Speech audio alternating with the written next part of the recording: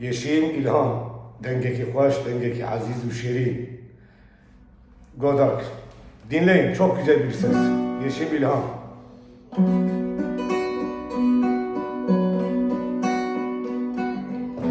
Bir güzelin aşığına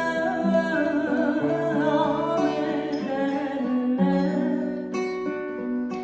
bir güzelin aşığına verenler,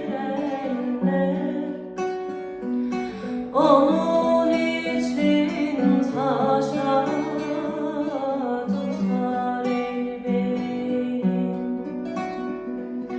Onun için taşa tutar el beni.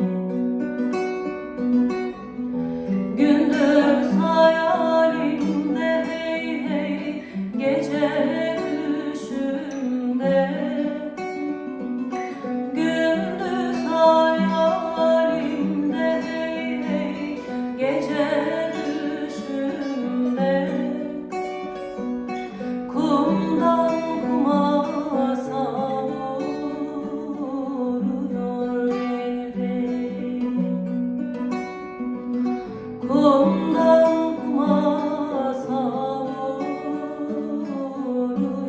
el beni. Ez bimrim emrarım kuyum.